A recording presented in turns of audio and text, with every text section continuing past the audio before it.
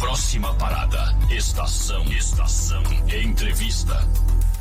Delegado de Polícia Civil, Davi Queiroz de Souza, ex-delegado regional, ex-secretário de Segurança, mas está aqui na nossa Balneário Camboriú, sempre trabalhando em prol da nossa comunidade.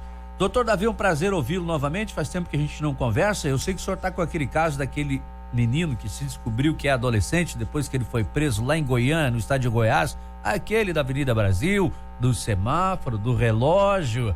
Tudo bem, doutor?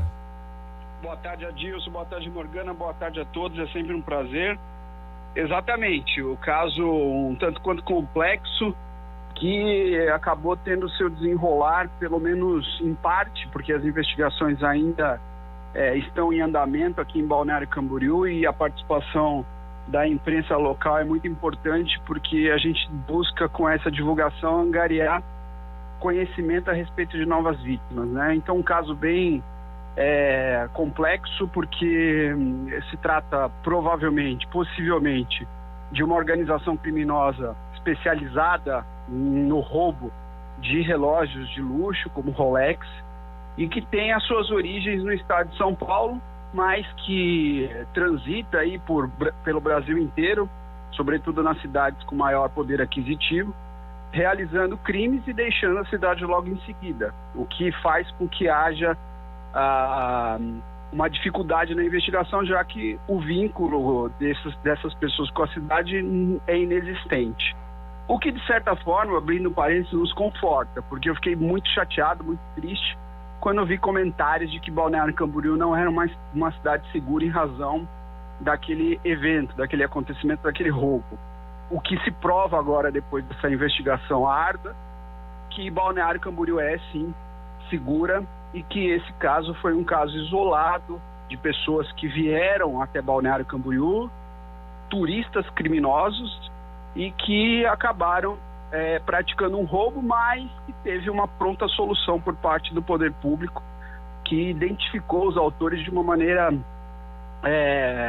um tanto quanto robusta no que diz respeito ao quadro probatório, porque até impressão digital a gente conseguiu colher no local do crime e fazer a comparação com as impressões digitais que a Polícia Civil de Goiás possuía, já que desenvolvia também uma investigação de crimes com o mesmo modus operandi. Agora, ele não estava sozinho por aqui, né? Conforme a gente pegou das informações, né? Dessa quadrilha que atuava ou atua em São Paulo também, e o senhor conhece muito bem a cidade de São Paulo, ele tinha cobertura de alguém, até para chegar ou para sair da cidade. Nós estávamos em pandemia, não tinha ônibus, não tinha nada, né? Por isso que a investigação de Balneário Camboriú ainda está muito incipiente, muito no início, né? Nós estamos averiguando agora os demais coautores e partícipes desse crime. Sem dúvida nenhuma, ele não agia sozinho. Era um roubo, tinha um aparato elaborado por trás para propiciar a prática do crime. A gente está falando aí de relógios que custam mais de R$20 mil e que, portanto, tem um retorno grande para a quadrilha. Mas, em compensação, também um desprendimento de capital para a realização dos crimes grandes. Aquela moto que foi mostrada sendo utilizada na prática do roubo e que circulou pelas redes sociais foi paga em dinheiro pela quadrilha. O próprio adolescente, na verdade, quem fez a aquisição, e pagou em dinheiro um valor de R$1.600. Então, eles vieram provavelmente de São Paulo para cá, e talvez de carro, a gente tem uma suspeita. Apesar da pandemia, a gente conseguiu a informação de que sim, a rodoviária naquele período estava recebendo alguns ônibus. Então, sem dúvida nenhuma, eles tinham a ajuda, ou ele tinha ajuda, né, a participação de outros integrantes. A gente não está trabalhando, melhor dizendo, não está trabalhando não, a gente não chegou à ideia de que havia alguém aqui de Balneário de alguma forma contribuindo, mas a existência de outras pessoas certamente ocorreu. Lamentável aquele velho fato, né? É como agora a gente divulgou aqui que a Polícia Militar pegou um cidadão ali a terceira vez em 30 dias que ele é preso realizando um tipo de furto. E não existe nenhuma denúncia contra ele, nada oficial no Tribunal de Contas, inclusive, né? A gente estava fiscalizando ali no que foi divulgado em relação à polícia de Itajaí. Ele não tem nenhum registro no Tribunal de Justiça, de Santa Catarina, devido a não ter processo algum. E esse menor de idade também já está na rua, né? Já está solto, ele foi solto no dia seguinte, lá mesmo, né? Ele ficou apreendido pelos supostos crimes que praticou em Goiás, não pelo crime aqui de Balneário. Esse ato infracional de Balneário Camboriú, como eu disse, a investigação ainda está em andamento e, portanto, eu vou sim pedir a prisão, a apreensão desse adolescente. Mas ele foi preso em Goiás, em Goiânia mais especificamente, pela suposta prática de outros crimes iguais aos daqui, e foi solto no dia seguinte por questões que eu não posso, ou melhor, não tenho conhecimento suficiente, já que não estou a par de toda a investigação de lá, não tive contato físico com o procedimento, para avaliar. Mas o que a gente percebe é que a regra, durante essa pandemia, que a regra não é o encarceramento, seja por questões humanitárias, de evitar que as pessoas fiquem encarceradas durante esse período, seja pelo grande número de presos, a falta de estrutura dos presídios. O que se percebe é que os juízes têm evitado ao máximo encarcerar pessoas provisoriamente durante esse período de tempo, e isso acaba tendo um reflexo direto na nossa sociedade, porque os crimes, sem dúvida nenhuma, aumentam. Não que a culpa seja do Poder Judiciário ou de qualquer outro órgão de execução. O que a investigação mostrou é que se esse adolescente tem 17 anos, ele claramente tem uma família totalmente desestruturada. A gente conseguiu averiguar que familiares muito próximos tinham conhecimento das práticas criminosas e coadunavam com isso. E isso deixa claro que se esse freio informal, que é a família, não existe, fica muito difícil a gente imaginar que por meio da coerção do Estado a gente vai conseguir de alguma forma corrigir, né? Então, não reputo a culpa ao Poder Judiciário, mas alguma coisa realmente tem que ser feita a curto prazo, porque idealizar também, imaginar de forma utópica que reconstruir a sociedade nas suas bases, mudando família e dando educação, vá corrigir esses problemas, sobretudo dos adolescentes, viver em outro mundo. A gente precisa de uma resposta mais rápida e pronta, sem dúvida nenhuma, que eu não tenho, lamento. Um outro assunto, mas quem vai falar sobre esse outro assunto agora é a colega Morgana Fernandes. Isso mesmo, Adilson. Antes, só tem um adendo a fazer sobre essa fala do Dr. Davi, né, a respeito à liberação do menor. Doutor, o que falta para ele ser mantido preso, né? Você como especialista da área, já que lá na outra cidade ele foi preso em flagrante, né? Nós também trazemos dados de um levantamento do Departamento de Monitoramento e Fiscalização do Sistema Carcerário e das Medidas Socioeducativas do Conselho Nacional de Justiça do ano de 2018, que apontou que nós temos aí mais de 22 mil menores infratores internados no Brasil. A internação, doutor, é a opção mais rigorosa, né? Você falou ali na questão educativa, de ressocialização dos menores. Nesse momento no Brasil, como que você avalia que isso poderia ser feito? Na verdade, eu acredito que a reformulação do nosso sistema de justiça, e aí incluo também a polícia, precisa ser mais aprofundado e mais discutido. Infelizmente, ou felizmente, talvez, infelizmente para nós da sociedade que ficamos com uma sensação de impunidade, infelizmente porque realmente tem que ser assim se alguns arestas fossem aparadas. E, portanto, repito, infelizmente ou felizmente, dependendo do ponto de vista, o encarceramento provisório é aquele que se dá antes do término do processo, antes da efetiva condenação pelo juiz. Ele é a exceção, ele não pode ser a regra no Brasil, está na Constituição Federal. Seja maior de idade, seja menor de idade, quando preso em flagrante, como regra, deveria responder o processo em liberdade. O problema é que nossos processos, o sistema de persecução penal demora uma infinidade, demora muito. E aí, a justiça, quando é muito lenta, ela não é justiça. Isso é uma frase muito comum. o que se deveria fazer é, sem dúvida nenhuma, estruturar a educação, estruturar a família, porque muito se fala do sistema né, de reinserção social, de recuperação do adolescente, mas a gente não pode usar o prefixo re se esse adolescente ou até esse adulto nunca tiveram condições de viver em sociedade.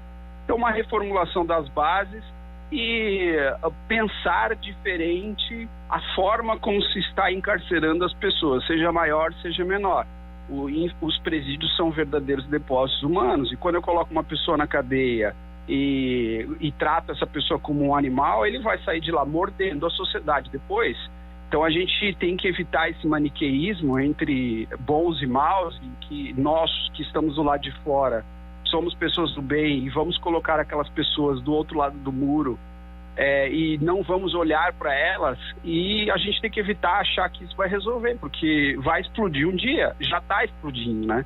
Colocar esse adolescente hoje naquilo que equivale a uma cadeia vai fazer com que ele saia em poucos meses, porque mesmo se condenado por ser um adolescente, não vai poder ficar mais do que 3 anos ou mais do que o período de que ele complete 21 anos de idade, né, apreendido. E se não houver uma forma diferente desses presídios, entre aspas, tratarem os adolescentes, ele vai sair de lá um grande criminoso. Essa que é a verdade. E a gente vai estar produzindo um problema para a sociedade, não solucionando. Então o problema é extremamente complexo, que tem fatores multidisciplinares, biopsicossociais, eu falei aqui da família, do adolescente, mas, repito, não estou vivendo como aquele desenho no Fantástico Mundo de Bob. Eu tenho consciência da realidade, estou há 20 anos na polícia. Alguma coisa de imediato deveria ser feita. Então, sem dúvida nenhuma, para que a sociedade, pelo menos, não perdesse a credibilidade na justiça, esse adolescente precisaria ficar preso durante um período de tempo, mesmo que temporariamente, né? E aí eu vou usar o termo técnico para não me criticarem, ficar apreendido provisoriamente, para que houvesse um mínimo de crença na justiça. Doutor, aproveitando também o contato, né, temos outro tema que são os golpes que a Polícia Civil está alertando, os golpes online. Temos registrado no estado golpes envolvendo a criação dos perfis falsos em redes sociais e de aplicativos de mensagem. Quais são as recomendações para os internautas? Infelizmente, a internet, e agora com a pandemia, com muito mais razão, tem sido muito utilizado para o lado negativo, né, para a prática de crimes. A criatividade dos criminosos tem sido muito grande durante esse período. A internet tem um lado positivo, que propicia aí uma série de recursos para aquisição de produtos, por exemplo, mas em compensação tem esse seu lado negro e ele está sendo muito utilizado. A recomendação principal é não acredite em milagres. Se você for fazer uma compra pela internet e o preço estiver muito baixo, desconfie. Busque sites que tem recomendações de outros usuários positivas. Busque sites e faça uma pesquisa antes da aquisição, verificando se não há muitas reclamações com relação a aquele vendedor. Quando a gente amplia... muito cuidado, eu lembrei de um outro golpe que essa semana eu já recebi quase 10 notícias crime. Cuidado com o pagamento de boletos. Os golpes, eles têm o seu momento, né? Parece que veio uma onda de um golpe e depois ela passa e depois os marginais acabam de novo utilizando o mesmo golpe. E agora, em Balneário Camboriú, o que a gente tem visto bastante é o boleto falso.